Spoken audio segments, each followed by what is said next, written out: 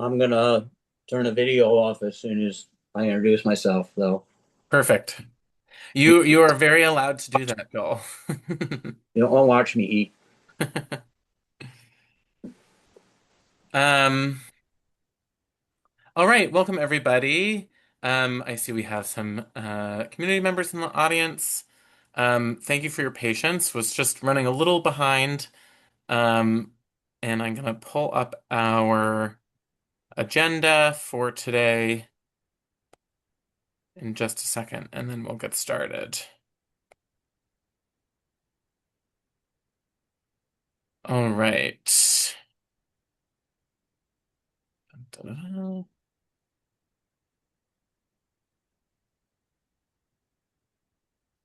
Where are we? Where are we? Okay. So everyone can see that agenda? I see a little clock twirling. There we go. Great. Okay. All right. So I'm going to do start us off with roll call, and then we are going to get into the zoning case. I realize in hindsight that the agenda I sent out said postponed next to the name. That was unintentional and left over from last month's um, agenda. And then we did get some questions from Councilmember Nadeau's office with regard to the Fair Share Housing Targets Act. So I will go over those, but that should be pretty quick. All right, so I am here. Commissioner Kensek. All right. Jason Bello. Here. Thank you.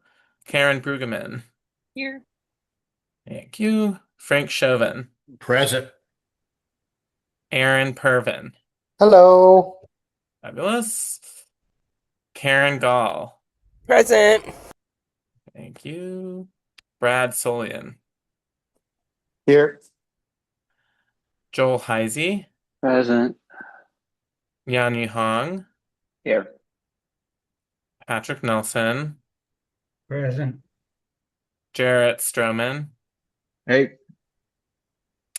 Daniel Kramer. Oops.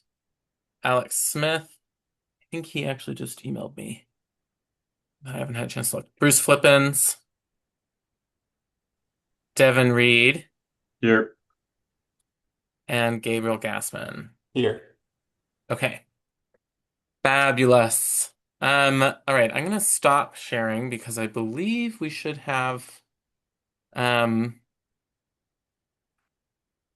folks in the audience. Let me just double check because the folks, I do not see the folks for the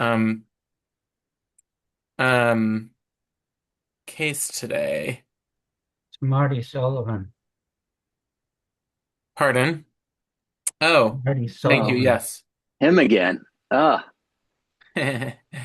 Um, okay, Marty, I'm going to promote you to panelist. I forgot Marty was joining us and not the person who I'd been emailing. And then you have Rachel Schneckman for the community. Yes, yeah, Rachel is here because Commissioner Fay is not here. He's on a much needed vacation. Okay, Marty, I'm gonna try to promote you. Oh, I think I accidentally tried to promote our wonderful guest Jean, who's here every week on accident. Thank you for saying no to that, Jean. Okay.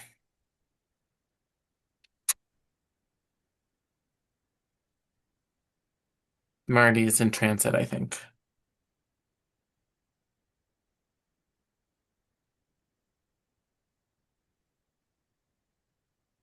Okay. All right. I see you here, Marty.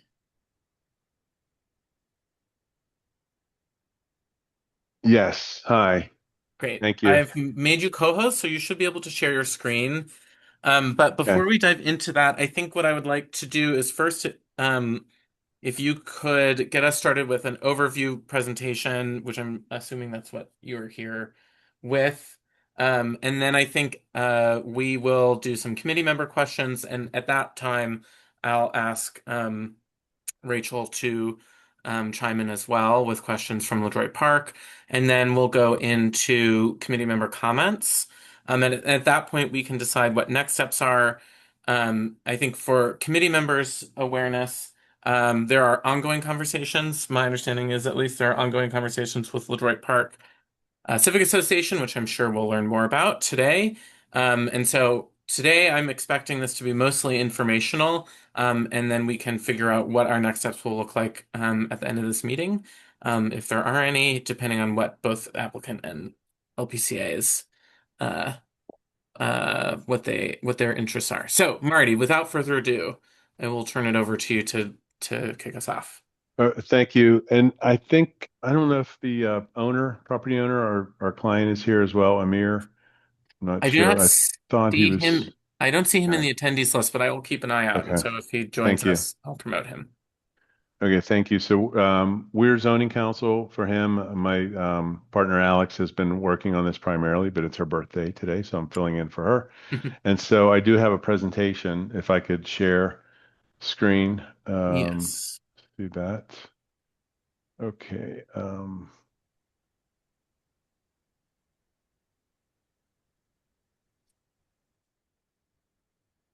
Okay. So let me.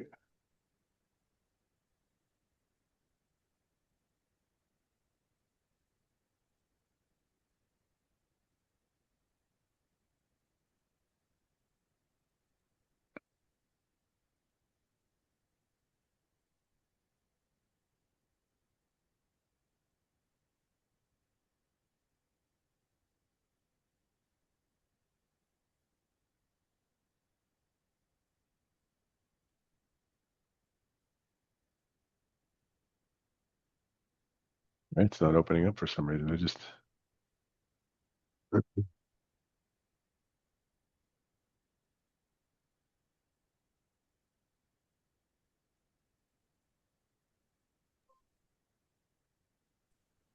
Marty, if it is easier, I'm happy to. If you are able to send it to me, I'm happy to present it from my screen. Although I don't know if that will make it easier. Yeah, I can do that. I don't know why it's doing this. I'm sorry. I'm usually on multiple screens, and because I'm moving, I'm only on the one screen. I don't know if that's why it's not opening up.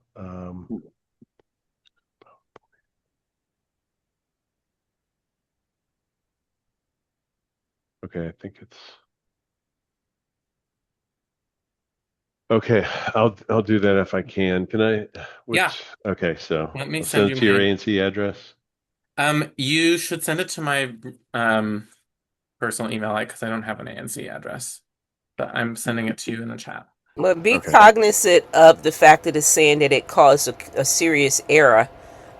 Yeah. Just run a scan before you do anything. Thank you. Okay. So I just sent you my oh, forgot a period.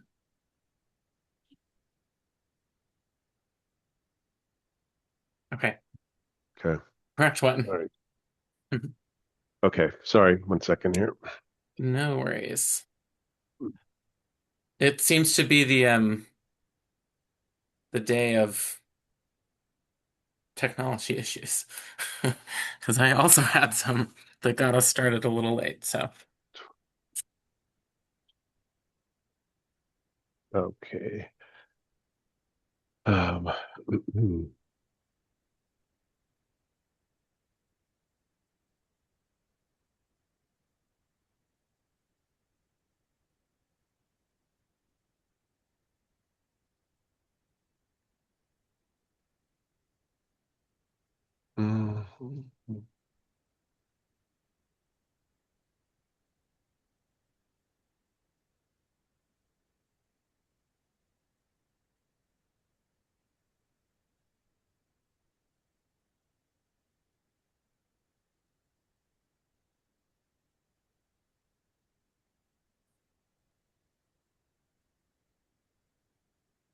You know what? I'm going to log off the meeting and send it to you, and then I'll log back on the meeting. I don't know why.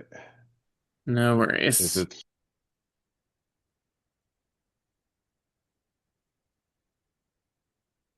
Well,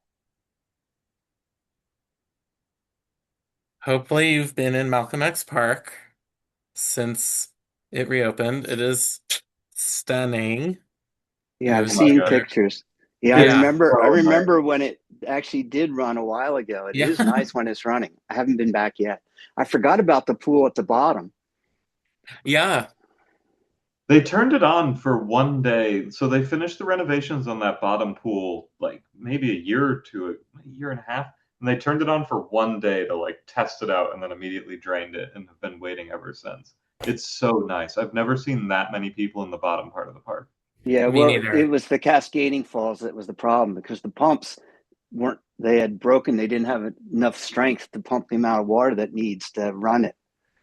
All of the fountains aren't working though. We have like 2 or 3 spouts that are still not pushing out water, but Really. it is fairly nice. The algae is not there. No. No. Yeah, And also, I want them to get the lily pads back in too. yeah, Yeah, They've that would got there. be planting nice. on the sides. It's like if you look down over the ledge, you can see they've planted a bunch of like flowers and stuff that Yeah. haven't come in yet. Yeah, but they had Yeah, lily that is pads nice. in the pool in the Yeah, cascading pools. They had lily pads inside them, and then there were flowers along the side. Wow. right. Bucolic. I'm so excited. There was a duck on Sunday that was like standing right in the center of the final like cascade, just standing right in the middle on the lip, and it was just attracting so much attention. The duck knew exactly what it was doing. Star of the Must show. have been a gay duck. It must have been a gay duck, that's true. Yeah, it was really nice. I've also never seen it that crowded down on the downstairs. Um Well, is any part of the upper lawn open now? It um looked like half of it might have been. It's getting there. It's still all fenced off, but the grass is coming in nicely. Hopefully, any dog owners will be Yeah, dragged that away by the police if they let their dogs off the leash now.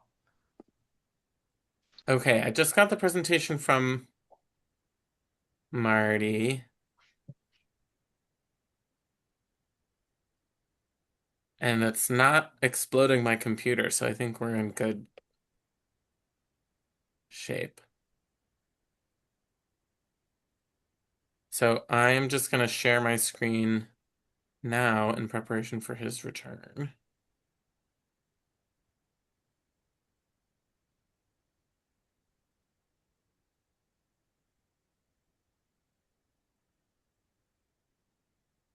Although I don't see him yet. So just to orient everybody, I mean, I'm sure he's going to talk about this, but just to orient everybody, where we're looking at right now. This is the corner of Georgia and Florida. And those the parcels, the 4 parcels outlined in the red are what is part of this map amendment application. yeah. The parcel on the corner that it has like the little plus, the orange plus, but it's just on the corner. That's that Half Smoke building. It is, I believe, I'm sure Marty will tell us this, but I believe that building is owned by Howard. Um, and then there's 2 parcels on either side of the purple, the pinkish thing that have been included in the MU10 zone. And then there's Borer Street, and then on the other side of Borer Street from these parcels is a church. Borer Street, when it goes back into that yellow, you can sort of see it on the edge of the map. That yellow is oh, and Marty is here, so I will just let you explain it all. Thanks, Christian. Sorry about Yeah, that. Um, no worries. yeah, so the next slide shows a little bit more interest. You could go to the next slide. So there's the And location of, yes. just really quickly, Marty, are you seeing the presenter view or the? Like, Uh, am I showing you this all of the slides on the side still? No. it was at the beginning, but Okay, it wasn't. Now when it went to Just slide one two, slide it now. went away, but that's great. fine. Sounds good.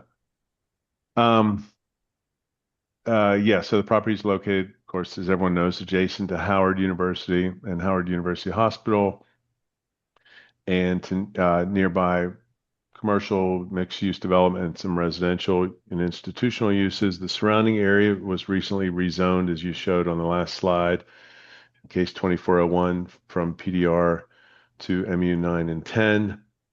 And the property's a half block from Florida Avenue and Georgia Avenue intersection within walking distance of the U Street African American Civil War Memorial Cardozo Metro Rail Station and within walking distance of the Shaw Howard University Metro Rail and served by multiple WMATA bus routes. Next slide, please.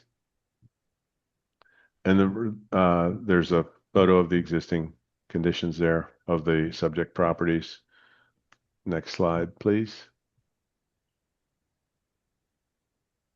And here are some photos of developments in the area. Next Marty, slide, please. Yes. Marty, can we go back one just to be clear that Yeah. on that picture of Elish is that brick building on the far right that is not included, correct? Correct. Okay. But all the other ones there are. Yes. Okay. Great. Well, Thanks. it doesn't include, so your just to Well, from be I specific. should say from the white building to the blue building, not the one on the Okay. far. Yeah. Great. Yeah. I meant that block. Yes. Cool. Okay. Next slide, please. Yeah. And next slide. I'm sure most people are familiar with the surrounding area and these buildings. Next slide, please. So applicants requesting a map amendment from the existing PDR3 to MU10. And the purpose is to align the zoning with the current and planned mixed-use character of the corridor and primarily to align the zoning map with the comp plan and to allow future residential and mixed-use redevelopment and to replace the outdated industrial zoning that no longer reflects surrounding conditions and support a transit-oriented neighborhood serving urban development. No specific development proposed at this time. It's just a straight comp plan alignment application. And this is a planning and zoning consistency request to bring the zoning into conformance with that comp plan and the flu map and the GPM and the small area plan guidance, which will go on following slides. And the proposed MU10 zone permits medium to high density mixed use development consistent with planning guidance for the corridor. Next slide.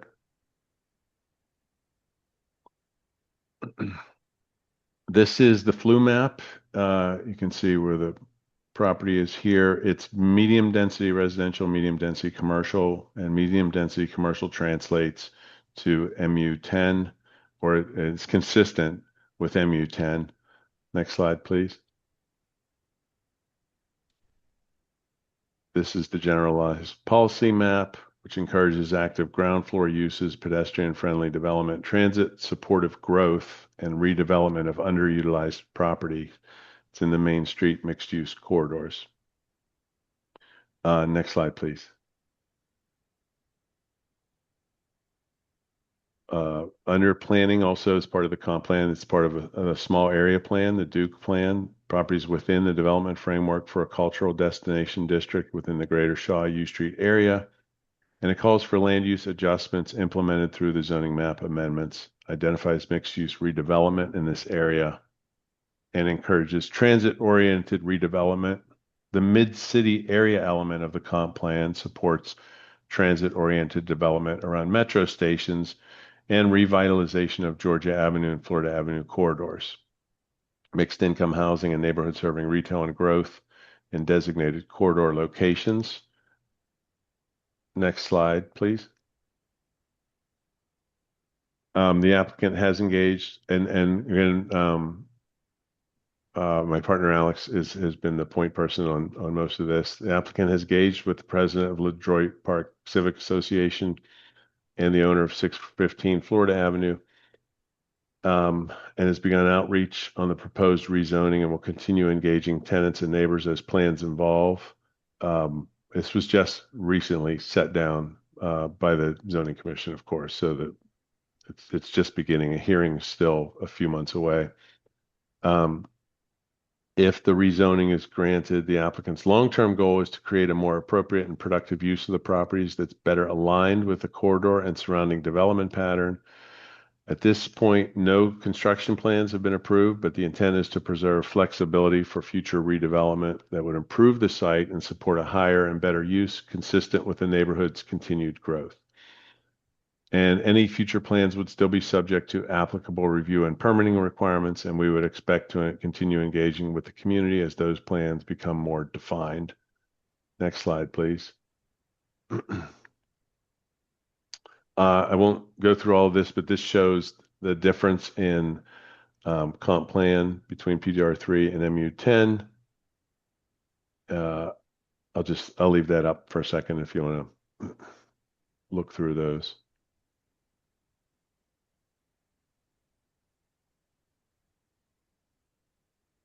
Next slide, please. The development standards. There's the existing PDR3 development standards and the MU10. The FAR is 6.0, 7.2 with IZ, non-residential 3.0, meaning that you can have a total of 6.0, and of that total, up to 3.0 can be non-residential. Green area ratio is slightly lower. Height is current permitted height's 90 feet. This will be 90 feet or 100 feet with IZ. And lot occupancy, there's none for PDR3, and for MU10, it's 80% with an IZ project. Next slide, please. Benefits of this, residential uses are not currently permitted in PDR. So residential development's impossible under the current zoning. New quality multifamily affordable housing near transit. This will be subject, if approved, will be subject to IZ plus. So it's double the typical residential portion of the project. Must be IZ. I would estimate to be 13 to 15 IZ affordable units generated with a potential max FAR of 7.2. And it's commercial, it's increased potential for neighborhood serving commercial uses and additional residents to support existing small business. As to streetscape improvement, improved lighting and pedestrian experience over time, and will activate any underutilized frontages.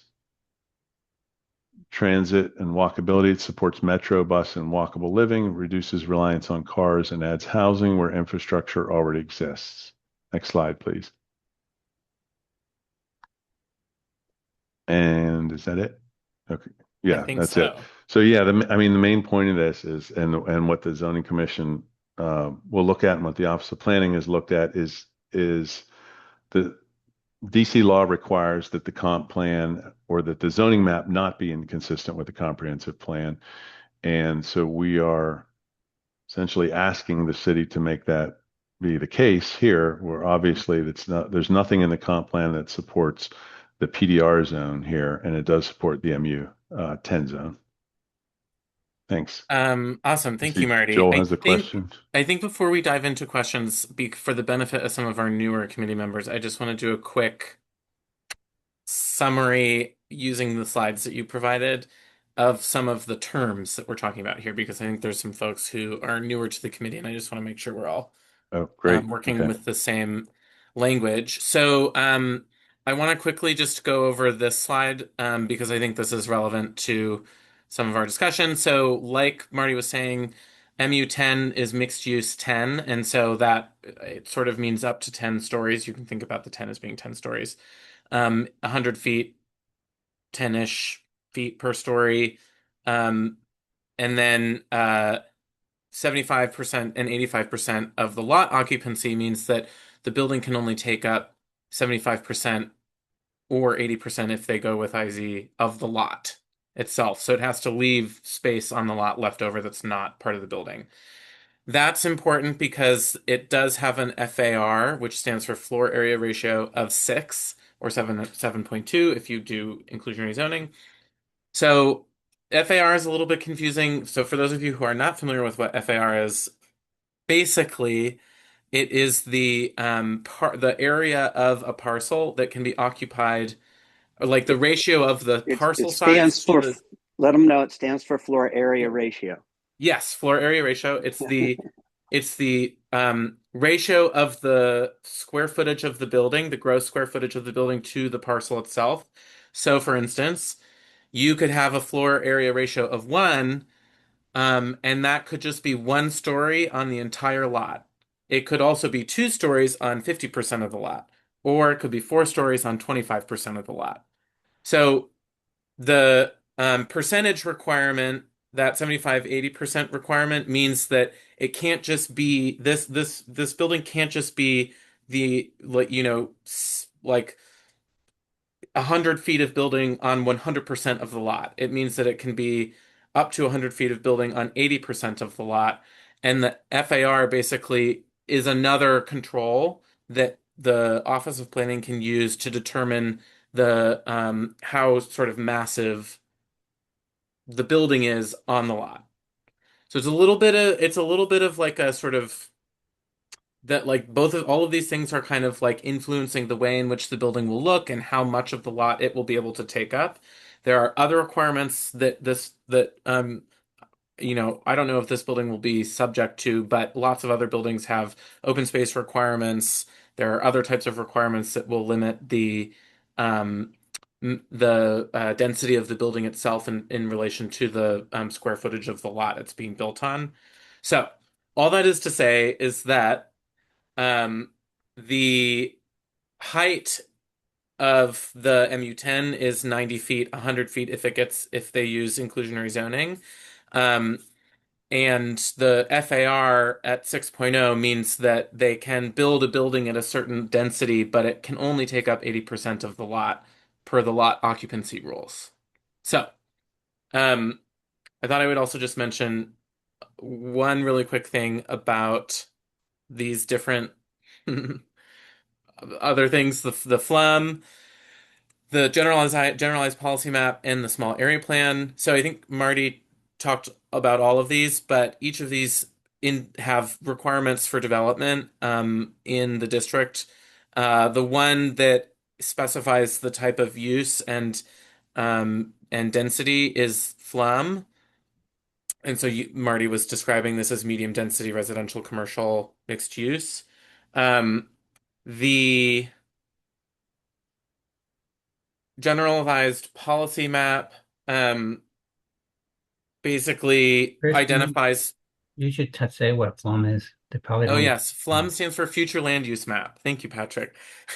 As if it weren't arcane enough. FLUM stands for Future Land Use Map. This is essentially the when an applicant comes in and wants to do something, the underlying zoning is the way that it was when this, is what exists there now. The FLUM is what the district would like for it to be. So basically, one of the tools that the Office of Zoning and the Office of Planning use to evaluate applications is whether or not they comply. The zoning change or the map amendment change that people are asking for complies with what's on the FLUM. And so in this case, the FLUM says medium density residential / commercial, and MU10 is consistent with that. And the And FLUM is part of the comp plan. That's where yes, FLUM comes from. Yeah, I'm sorry if I could add, yeah, there's a go. separate narrative in the comp plan that ties in the medium with here's the zones. Yes. And this is all sort of, we're in the middle of rewriting the comp plan now, so maybe we won't have to have all of this knowledge in our brains for very much longer. But the generalized policy map is an additional sort of like layer on top of that, and it identifies things like, so for instance, this is a Main Street mixed use corridor, and that has certain expectations that are outlined in the policy map, and you can see the summary that Marty has provided on the screen. And then on top of that, there's also the small area plan. And Marty talked about how this is implicated in the planning process as well. The application that was submitted as part of the map amendment, I think all of you have received that. It is actually a really helpful sort of explainer on all of these things, and so I would really encourage you to read through that application because it gives a lot of insight into the small area plan versus the GPM versus the FLEM. But that's kind of like a very, very high level, not super nuanced explanation of what all these things are. Joel, I know you had your hand up, but Devin, your hand went up when I was talking about this, and I'm wondering if your question is about what we were just talking about, or if it's about the application and presentation from Marty. I'll go to Joel first. Okay, great. All right, Joel, question for you. No, I just wanted to say, Marty, thank you for a great, thorough presentation for what I think is a fairly no-brainer request. I mean, everything around it is what you're actually asking for. I'm kind of disappointed that the other property owner isn't joining in on this because that even leaves more of a spot zoning kind of thing. But I don't see any problems with recommending supporting this application. Thank you. And also, Devin, before we get to you, Rachel, who's our guest from the LaDroit Park, has asked to go because she has to leave soon. So I'm gonna do a little leapfrog. And Rachel, I think you should be able to talk. Or did I accidentally? Hello. Okay, great. Thank you, Chair. I appreciate it. So I just wanted to bring up a few points. Can you go to the first slide that shows the zoning map? Yes. This So one? yes. So I'm the neighbor. I live at 619 U Street Northwest, so right in that yellow zone that's RF1. Yeah. So I was also involved in the conversations with both Howard and Florida Avenue Baptist Church, where we created developer agreements with them. So while this map does show MU10, we have a height limit of 65 feet with a step down to the residential area stipulated within our agreements with them. And that's for all of the buildings except for the one surrounding those properties. So the corner lot, which is Eagle Medical, the former Half Smoke building, and the parking lots behind these PDR3 zones are all MU10. However, there are max height 65 with step downs to the RF1 zone. And while Mr. Sullivan was showing you the developments on Georgia Avenue, which does not abut any residential zones, if you look up Florida Avenue, those are all max height 65 feet.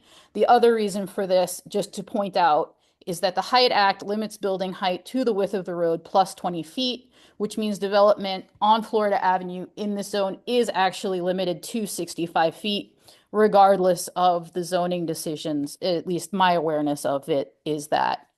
So just hoping that you keep this in mind as you do the discussions, even if you were to do a full MU10 there, it would look really, really odd to have those 3 or 4 lots hitting 100 to 130 feet, but surrounded by 65-foot buildings.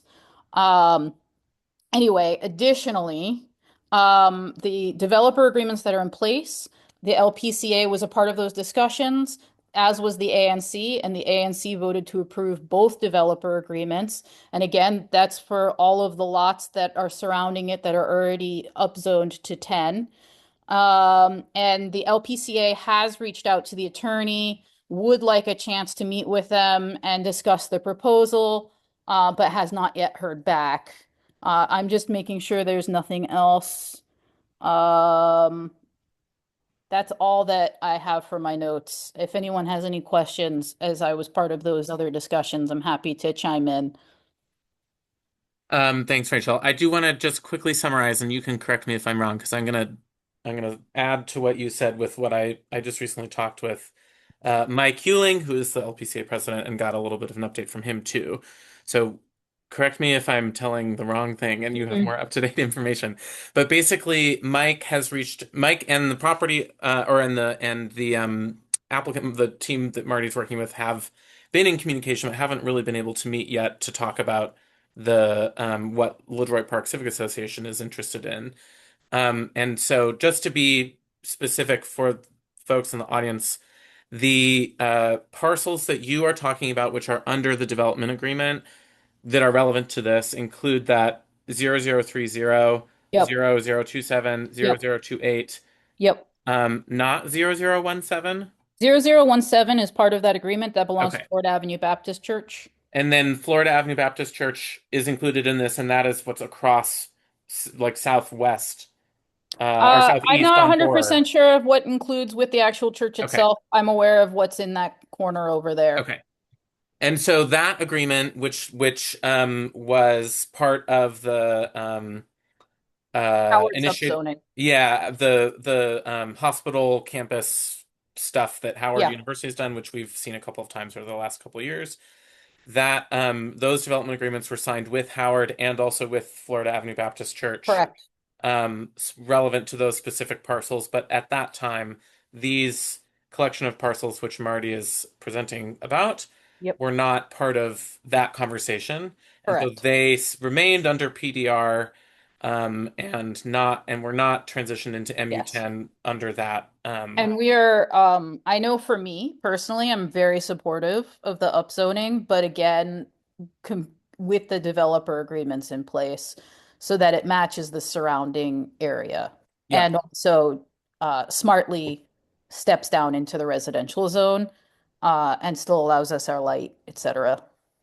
And then to be more specific, Rachel, that MU9B, which is just north, that is Yep. also included That's the in. hospital. Right. So that's the hospital site.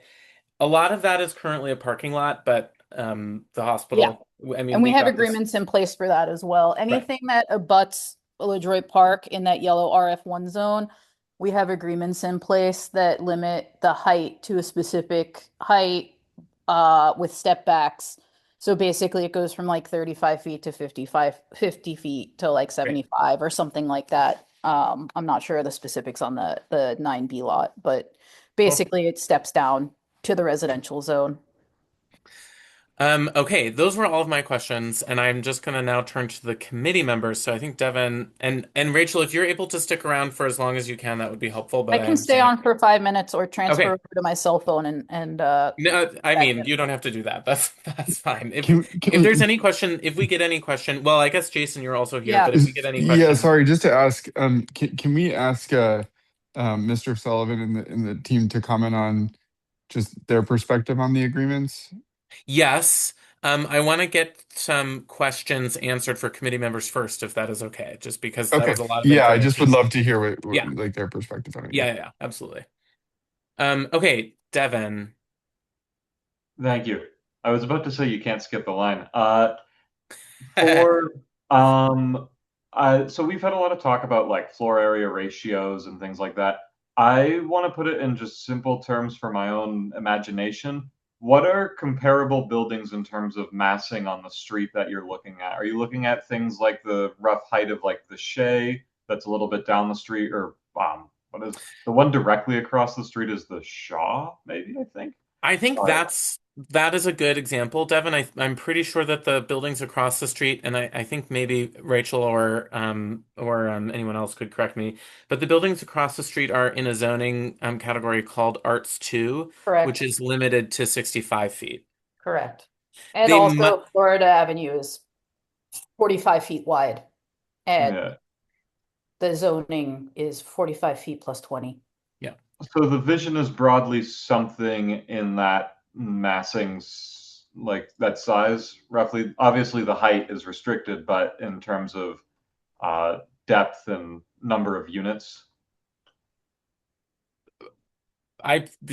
Roughly, yes. I mean, it will be at 65 if that's what ends up happening here. I think you could expect buildings to be at the same height level as the ones across the street. I don't know so much about the massing of it, just because that depends on the site. But I am going to jump in. It's with using FAR, it doesn't go by number of units. It goes by how many units you could fit within that floor ratio. Yeah. Mm-hmm. Okay. Thank you. Jarrett. Hey, Rachel, thanks for giving us that context. I'm curious if you can share a little bit more with us about what led to the agreement, kind of how that Yeah. played out. Yeah. So, Howard was trying to rezone everything, and they wanted to just do it in one go. So they approached us and said, if we do this in one go, how could we get your support? And we sat down and we were like, these are our asks. And they said, we are really happy with that. The only reason that we're asking for MU10 for that area over there and not the arts is just to make our life simpler when we go to the zoning change. That's my awareness of the situation. I think Jason was also involved in a lot of that too.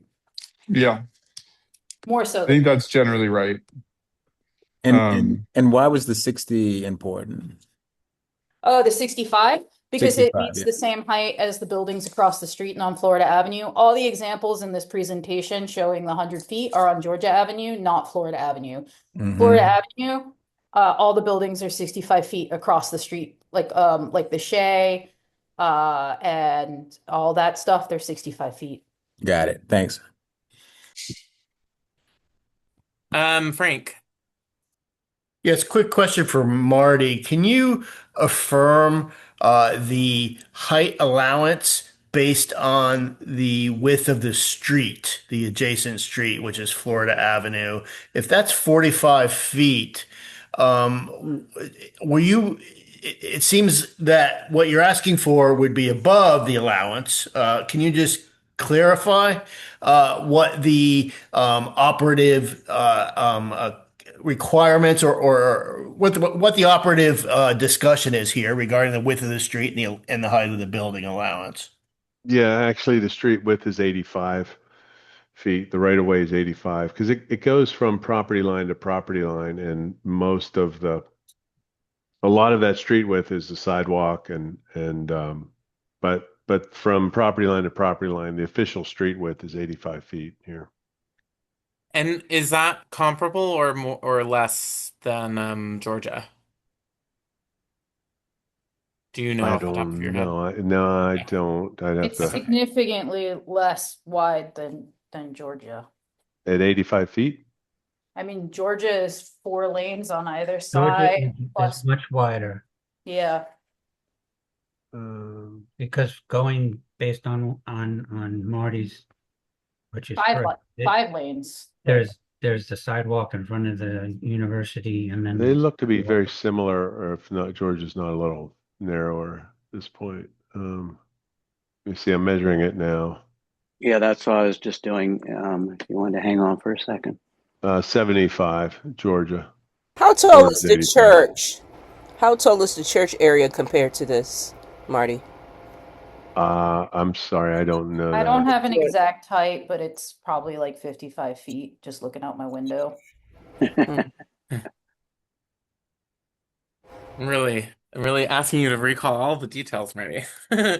Um, yeah, okay, so I mean I can do a little bit of spelunking on and get get the actual measurements for Georgia and also get the measurements for um the church, just so that we have that as context.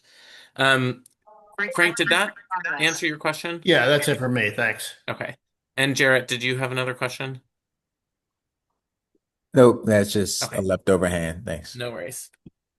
Yeah, I actually did have some questions for you, Marty, about the application. But I'm wondering if, since Rachel is still here with us, if you'd be willing to share a little bit about if your clients have any thoughts on the Woodroyd Park Civic Association request for 65 feet. I don't know. It sounds like there hasn't been very much conversation about that. So if you don't have anything you can add, that's fine. But No, I don't really have anything to add other than, I mean, the thought was that it's not that it's kind of buffered between the residential district, and it's quite unusual to negotiate a height restriction in with a straight map amendment that's just aligning with the comp plan, and that would be a significant reduction in the ability to provide housing and a significant reduction in the property value or potential property value. But I have not. Well, that's I mean, we can discuss it further. Yeah. With Yeah. with the community and with the applicant. I would expect there to be more just in the future. I'm sort of guessing that you will have conversations with LeDroit Park, in which case there will be follow up on this application after that happens, so that we can learn if there's been anything discussed between the two, you and the Civic Association. One question that I did have is that I think in the application, which I read in March, so I might be this might be old news, but one thing that I was wondering is that there are a bunch of businesses that are currently located in these parcels, and I'm wondering if the application has spoke at all to like what will happen to those businesses during redevelopment. Will they be able to return? Is there, like what if have the property owners thought much about that in terms of like any future development that comes from this application? I'll ask him, but my guess is that this is way down the road. Yeah. But this is an opportunity to align the zoning map with the comp plan, and like other map amendments we're working on similar to this, there's at this point, especially with condo development, seems so far off that most of the leases underlying those kind of properties are expected to be terminated naturally. Any development would come along or would replace it, but I can ask about that and I'll get back to you on that. Yeah. Jason, did you have a question? Yeah. Can you hear me? Yes. Okay. So I just want to say like maybe two things. One is I think it is important to bring more density to this area, especially on the Florida Avenue corridor. I also think it's great for us to support folks in getting the full potential of their properties. I also think if we go back to the Howard University properties, the spirit of it at the time, and the spirit of the discussion was the Florida Avenue corridor is largely an Arts 2 corridor, but that Arts 2 was too restrictive in terms of use, or it just made it harder to get the full use out of the property than MU10. And also allowing for MU10 in the case of Howard University that had a much larger property allowed them to, I think, play with the FAR and shift density towards the like the northern part of the parcel that was further away from Florida, that was further inland essentially from the street. So that was like the spirit of it, and that's why. And I hear you, Marty, that it's unusual to have a developer agreement, but that was the spirit of it. It was not that that area was typically an MU10. It was that that area was typically an Arts 2 that was sort of being made in MU10 for other reasons. And the MU10 part of that general area is where the Atlantic Plumbing building is, which is sort of a more industrial area versus a traditionally kind of arts and nightlife and residential area. So that's just to kind of give the history of it. I don't feel strongly about what the number is for the height, whether it's 65, 75, whatever, 85. I don't personally feel super strongly. What I do feel strongly about is, especially because the rezoning of the Howard properties was done through community engagement and a lot of community engagement with the LeDroit Park Civic Association, that this property also do that. And I think it'd be really important for Marty, you and your team to go to the LeDroit Park Civic Association and have some discussions about what makes sense in terms of just a comprehensive view for the Florida Avenue corridor there. Sure. Yeah, I agree. And the zoning commission will look for that as well. Yeah. Yanni. Thanks. Thanks, Christian. Thanks, Marty, for presenting this. I just wanted to kind of bring up something that you talked about a little bit earlier. I think this is a map amendment. It's there's no proposed building on this site yet. I think it's a little bit jumping the gun to talk about the height of these buildings. There's nothing that's being proposed, especially for residential. I know, kind of given the environment around funding for residential buildings, it doesn't. We have many things around here, 1617 U Street, the Reeve Center, that haven't really gotten off the block yet. So I just kind of wanted to center that as make sure that we're talking about the right thing and we're not talking about a building that literally doesn't exist yet and is not being proposed. Thanks, Yanni. Oh gosh, everybody just disappeared. There we go. Any other questions for the applicant? Patrick. I don't have a question for him. I just have a comment to, I don't know how to say this in a way that makes sense, kind of counter what Justin was talking about. Without going into a whole lot of detail, the whole Howard University piece was something that I worked on for many years, trying to convince them to upzone. And that had to do with the FLUM map and what they were proposing to do. Originally wanted to take that whole parcel out of the campus plan, which would then have caused other problems that I could foresee arising. So I lobbied hard to have them keep it in the campus plan so that there would be a greater weight of oversight, because the campus plan itself has more weight within the zoning commission than just a general person coming in with property that wants to rezone it. The other thing that was argued and debated was the rationale behind doing the MU10 was to uniformly make all of Georgia Avenue, all the way up on both sides, concur in zoning. It just so happened that when I had a conversation with Howard prior to them even talking about their property being upzoned, I told them that I thought it was important that they have a community outreach with the local residents to get their feedback, and that the ANC is the one that is the party to the zoning amendment and not LPCA, but I wanted them to be in connection with them. So that's how that all got started. And the Civic Association worked with the university to come up with that.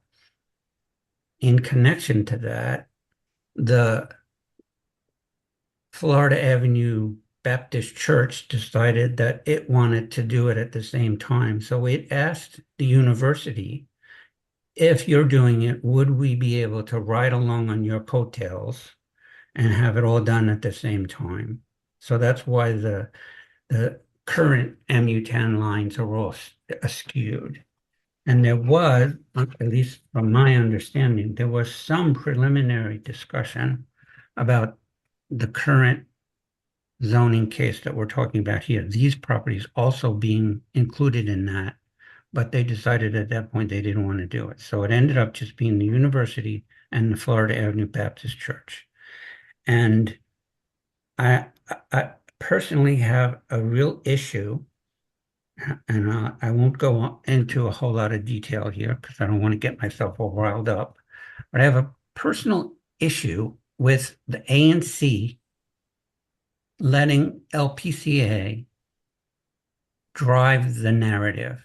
They are a part of the ANC. And if they want to include themselves in it, that's fine. But the ANC is the entity that has the great weight that the zoning commission looks at. And if LPCA sends something to the commission, they'll look at it, but it doesn't weigh heavily in their decision as much as the ANC's referral or recommendation does, because that's part of the law. That's the way it's written. So to have, in my personal opinion, a private entity that owns property being dictated by someone outside is a little unnerving, especially when it's part of the comp plan, it's part of the flume, and he's not asking for the sun, the moon, and the stars. He wants to make it symmetrical to the rest of the properties. And there was also, as far as my understanding, some additional discussion that was had with the remaining parcel to include that so that it all gets done at the same time. Marty needs to have a little bit more conversation with Alex to make sure that has been pushed forward. But I just, like I said, I don't want and don't feel comfortable in letting LPCA drive what is going on here. They can weigh in and say what they want to do, and I don't disagree with that. But the ANC has to make the decision as to whether or not it supports this, not just based on LPCA, because that's only one piece of the whole ANC. And I'll stop at that point. Thanks, Patrick. Any other comments or questions for the applicant?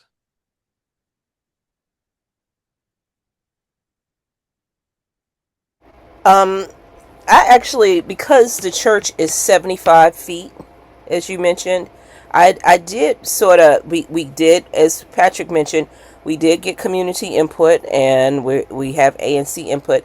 I really would like to know where the church, the church's input. Is there anyone who has spoken with them directly or received information? Because it seems like they're a major player in this and we are not hearing their voice. So I'm really concerned about that. Karen, are you asking about if anybody's asked the church about this application or? Yes, Okay. that was my exact question. Did Okay. that come through clearly? It did. I just wanted to make sure you weren't talking about the Howard University. I just wanted to make sure. It did. I wasn't confused. I just wanted to double check.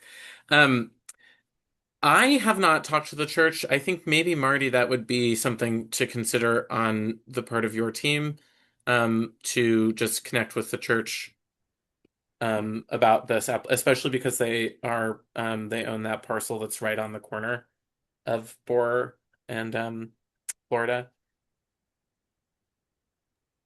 Yeah, yes, I'll do that. And I was actually checking with Alex to see if they have said we haven't heard back from the church yet, but we will make an effort Great. To connect Great. for sure. And when can we get some feedback from that connection? Because I really want to hear. That was my question. I really want to hear what the church is saying and how, their congregation or their representatives feel about how things are going. Yeah, we'll keep the committee posted on when we're able to connect with the church. And like I said, we've got months before we'll have a hearing date. So Okay. Thanks, Marty. thank you. Jason. Yeah, but I just want to clarify on that point. Like the church has already upzoned their property, right? So like Yes. just for context for everybody, the church has now been upzoned or is, I don't know where it is technically in the process, but um this is like round two of this. Like round one was just Howard and the church. And these property owners were invited to participate at that point, but chose not to. And this is now round two. Yeah, so this per what you're saying, Jason, this parcel right here, 0017, that is owned by the church. And then this parcel right here, this is the church. And so the church, this parcel that they own, I think they also own these two, which are parking lots, 27 and 28. Those are all part of the MOU that LeDroit Park signed with the property owners, Howard and the church. But as it regards this application, like what you were asking, Karen, I guess we have not heard what the church thinks about that, and so Correct. Marty is going to loop them in, and we'll get back to us. And we And can the only also, and yeah, I sorry, was go just ahead. going to say, Jason, that we can also invite them to a subsequent ZPD meeting. That's Yeah, I think that would be great. I mean, again, totally. the thing that I really care for on this is as much community engagement as possible, which I think, Marty, thank you in advance for that. The other thing I just want to add, Patrick, just to slightly correct one thing that you shared, I think the LaJoy Park Civic Association has every right to engage as much or as little as they want, and they certainly can make private agreements with anyone that they want. Of course, I agree when it comes to matters of weighing in that the BZA or others. It's the ANC advised by this group that matters. The agreement. I just want to clarify that the agreement that Howard and the church struck with the LPCA was ratified by the ANC.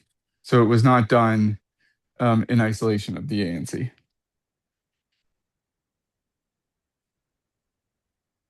Thanks, Jason. I am wondering if anyone else has, I'm going to stop sharing my screen so I can see all of you, has any other questions for the applicant.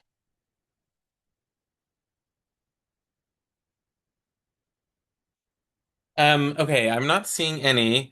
There are a few things that we could do at this juncture. We can, if there is a motion, we can consider a motion to vote on whether or not we support the application as it is written. We can also decide that we want to wait to make an official consideration on this until it gets closer to the date of the hearing, and also until we have information from the applicant's conversations with LeDroit Park to consider, which again, as Patrick mentioned, that is up to us about whether or not that's something that we agree with is really up to us. We can say no to that or yes to that. It really depends. So if Marty, you have your hand up. Yeah, I'm sorry to interrupt, but No. I was just informed that the applicant and Alex are meeting with LPCA next week, I believe. Fabulous. I'm being told. So if that weighs in on your thought process there. Awesome. Thank you so much. I appreciate that. So I guess if someone is interested in making a motion that would where we could consider voting on this application, I'm happy to entertain that. Joel. I don't really want to make a motion. It was just more of a comment. From what I understand, what Marty said, that they don't even have a hearing date yet. No. And with the LPCA, I mean, I think it's important that we hear what they say and use that in our discussions and considerations. Yeah. So I would be in favor of just holding off on a vote on this until we get closer to the date.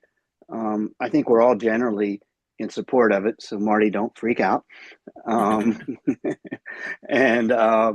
And then do it when we have the full range of comments that we can consider for a method. Because I mean, say we've won in our letter of support that the LCCPA also supports this as well. We could add that then and incorporate their. Anyway, I'm babbling on. So that's all. That's just I'm basically saying I don't think there's an urgency for it today. Yep. Thanks, Joel. I'm sort of that mind as well. I don't think we're under any particular pressure to vote on this. I will say personally, I like this application, and I'm very glad that we are considering it, and that the applicant is interested in changing the zoning to MU10 in this parcel. I think it adds nice flexibility to an area of Florida that would really benefit from having more community members living there. It's like really close to the metro, two metros. So I also do really support the applicant in meeting with LaDroit Park and working through the community engagement process that way. My orientation to that is that whatever comes out of that conversation are things we can consider at ZPD, but I do want to reiterate what Patrick said and add one little addendum, and that is that from a zoning perspective, the zoning is not the property owners are not obligated to match the zoning in any way besides general use to those parcels around them. So just because the parcels across the street are Arts 2 and at 65 feet does not mean that the parcels north have to be at 65 feet. I actually think from a planning and zoning perspective, it's desirable to have height variation on streetscapes. And so I think it's undesirable in my, well, I'm going to say this is my personal opinion, but I do also think a lot of planners share this, that it is more desirable to have height variation across the buildings than it is to have everything at the same height. So there's nothing in the zoning, in the way that we practice zoning or in the actual zoning policy that dictates that this parcel has to stay at 65 feet just because surrounding parcels are limited to 65 feet. The MOU that was signed with Howard and the church was signed with Howard and the church, not with these property owners. So we're not beholden, and neither is the property owner to that MOU either. That is both freeing in the sense that we can do our own thing and we can get something exciting, and the applicant can do something exciting. But it's also informative in the sense that we want to be good community members, and we want the applicant to be a good community member, and so it is helpful to understand what some of the existing expectations are. So I thought I would just mention that just from a practice point of view, that there's nothing in our practice of zoning or in our policy making with regard to zoning that says that we have to match the zoning in the surrounding areas, or the height or any other aspect of the zoning like height limits or anything like that. I do think it's important to note that this rezoning is doing one really important thing, and that is changing from an industrial zone that does not allow for very much, including any residential, into a mixed-use zone that would both allow for the uses that are there currently to stay if they wanted to, or if the applicant wants them to stay there, and also to have residential. So what Marty was saying earlier about flexibility, this zone does that. I think from my perspective, flexibility is always good because it opens up the realm of possibility to what's possible to do on these places. And at PD, in a PDR zone, there's very, very little that we would want to have happen there that's eligible, that's able to be able to happen under the zone, or that really the applicant would, the property owners would want to do. So this is ultimately, I think, on its face of something that I think would be beneficial, just from the point of view of the zoning, the use change itself. I'm going to step off my zoning high horse. And I think if the committee is okay with this, I'm willing to say we can wait to hear back from the applicant. Yes, Jason. No, I just wanted to make sure from the perspective of Mr. Sullivan and the applicants that this all works for their timeline. I think Great. I think we're all generally supportive of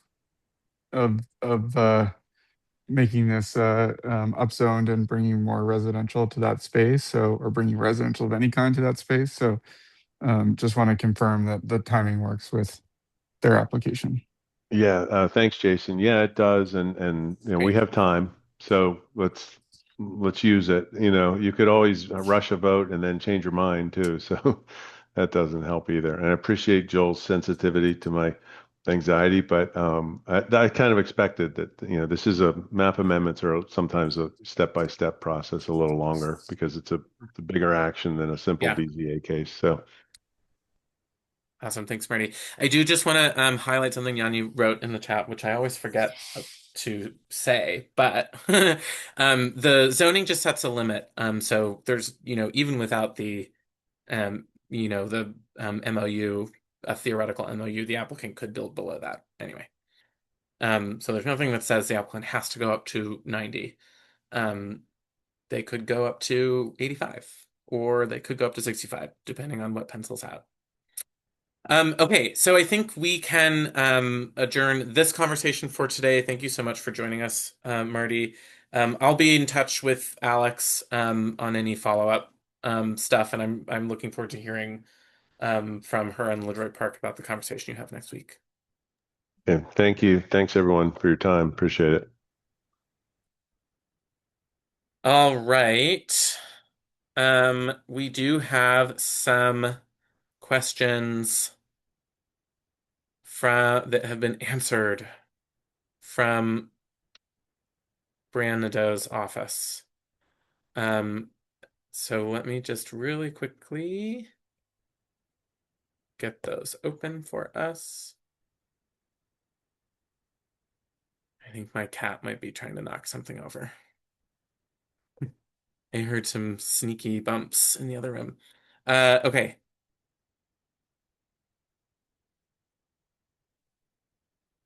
So, this is a document that we got earlier today from Councilmember Nadeau's office.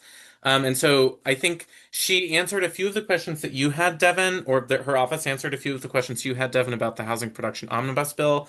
I found those questions really helpful, so I'm very grateful that you asked them. So I will send this out afterwards. We are sort of not in any pressure to respond to this with a resolution or anything. It's still working its way through the process. But I have read this. I do think that this is a very good summary about what Councilmember Nadeau thinks is the best, is the most sort of relevant parts of this bill, or what the big ticket items in the bill are. I'm going to quickly send that in the chat if I can get my chat to show up for some reason. Come on. There we go. So that is an announcement that she put out with regard to this. So with regard to Ward 1, the bill is really designed to impact the entire district, according to her office. And we have talked about this at a previous meeting, but Ward 1, but especially 1B, major contributor to the production and preservation of housing. So I think this was my take on it as well when I did a little bit of digging in this a few weeks ago, but the preservation programs that are the improvements to the preservation programs that are part of her bill, I think are something that might have a lot of impact on 1B. And then, streamlining production, as she says here, will make it easier for projects to get built, like a lot of the ones that have been built in ANC 1B. The retirement fund question. So this is somewhat of a meatier answer, but it does. I didn't necessarily pick up on this, but I think this part in the second paragraph That was my question. Yeah, right. And this was your question too, Karen. So it does not require that retirement board make these investments. So they can decide to, it seems like they can decide to do that if they want to. And then also, it looks like the pension funds are, being leveraged in this way regularly by other jurisdictions. And so it seems like that's not an unusual practice in general. And then also, just at this section at the bottom, it says, the bill also clarifies that this in no way should allow for the retirement board to be selecting individual projects for investment, so that it doesn't facilitate corrupt dealings or conflicts of interest. I don't know to what extent that answered your question, Karen. Well, see, we in DC, we had a big scandal with the Washington Right. Teachers Union a while. I mean, well, it was a long time ago, but it was a huge issue, and so Um, when the council does things, we have to really scrutinize things a little bit differently, and so that's where that stems from, Yeah. because it happens, and in this day and age, as you see, you can have someone take $10 billion from the IRS. So things happen. So we Yeah. really want to make sure that we put some good oversight on what's happening to people's pensions. Yeah. It's really, really critical. Thank you. Yeah. I get the sense that the investment in pensions would fall under the same oversight as the um investments that the retirement board makes in other places. Sorry, let me rephrase that. The investment of pensions in housing, as this bill suggests, would fall under the same oversight that the retirement board has over other investment decisions. And that one of my questions, which we talked about last time, was whether or not that investing in housing is like riskier than in other things. And it seems like that's maybe not. But if there are more questions, like if there's something more specific that you're looking for, Karen, we can always follow up. Oh yeah, I can speak with her directly. I just wanted to, Yeah. for the broader good of this group, I wanted to make sure that we at least have some of those type of questions on the table. Yeah. Yeah. Okay, so there's this process implementation question, which is how do we envision the components of the bill being implemented given the change in district leadership? Um, and I think this is a kind of sort of a rosy answer. But um, she points out that the omnibus won't be moving forward until after the summer recess. They're coordinating with a future mayoral transition team, whoever that is, to make sure that it's compatible with the new mayor's vision. Um, I, this bill also has Councilmember Allen as a co-sponsor. He is up for re-election, but he's the only of the three other co-sponsors. He's the only one who is running to stay on the council because Nadeau is retiring and White is running for delegate, as I'm sure we're all aware. And the other person, I can't remember who it is. The other person is Councilmember Louis George, who, as we all know, is running for mayor. So, um, hopefully, if that means that if he is on council next year, there will be some continuity there. But, yeah. And then, Devin, you had this very specific question about lines 44 and 45. Specifically, nothing in this section shall be interpreted as to constrain the mayor's ability to reallocate or reprogram monies. I love it when they use monies as a plural. Reprogram monies between subaccounts pursuant to section 118, but there's no 118. So, um, it looks like that was a typo. Um, and they've added a little bit of a clarification. Framework for the council to arrive at an agreed upon prioritization of housing investment activities for each fiscal year. So it sounds like that this is done through that the proposal is for this to be done through a more standardized sort of regular process as opposed to one-off processes for portions of the Housing Preservation Trust Fund. That seems reasonable enough to me. Yeah. I guess it's just like that's not very explicitly codified, and so the ability to rapidly reprioritize and this is like purely a hypothetical, if someone was allocating money towards their own purposes or like supporting friends, kickbacks, whatever, like that mechanism seems abusable. And I feel like if the whole goal is rapid reallocation for support like market conditions, then that ought to be more carefully defined in this. Yeah. That makes sense to me. I mean, like Karen already hit on it, that it's like this city does have a history of sometimes folks getting kickbacks. Well, indeed. And I wonder if a similar comment can be made for You're the talking finance. about my district authority with our mayor for life. How dare you?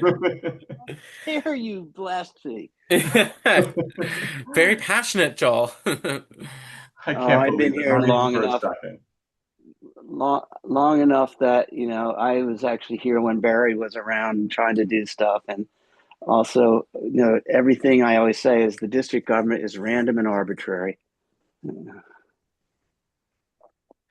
So I wonder if what you were just meant, just like more specificity here could be applied to the investment Yeah. I mean, portion like, too.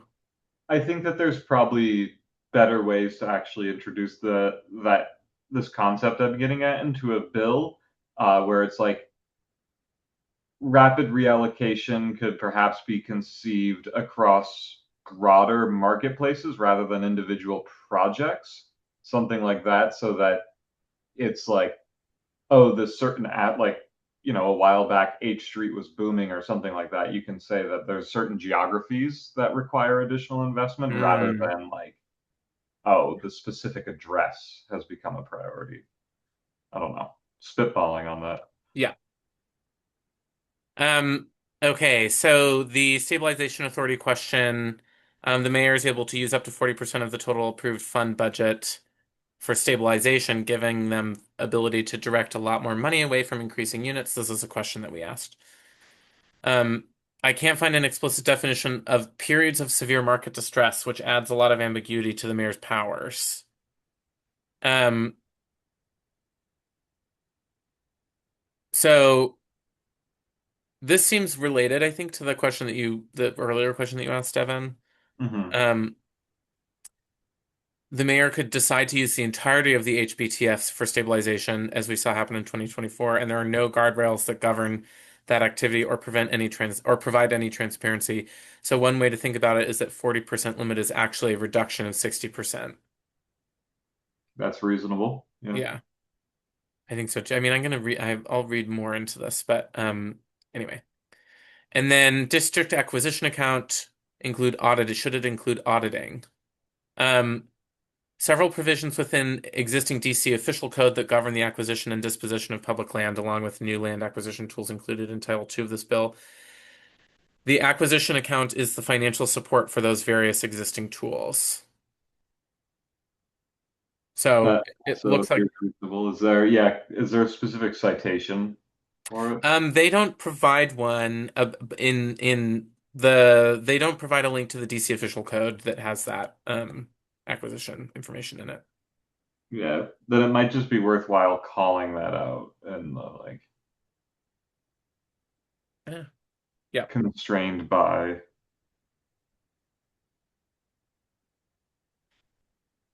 Great. Okay, so now in the fair share housing targets, we did have some questions that Jarrett compiled.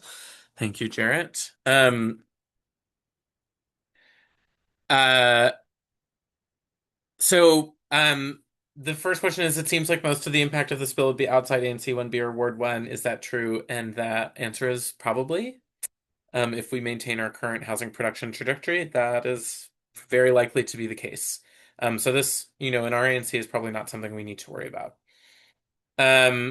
What have been some major concerns your office has heard about this bill? Lack of consideration for unit or bedroom size. It seems like they're looking to address that in committee markup. And then I also sent this in the PDF, and I can send it again too as a link in the body of the email. But I found this racial equity impact assessment to be really illuminating about this bill. I highly recommend that you read it. It's mixed, certainly, but ultimately I think it's positive with regard to the impact of the bill.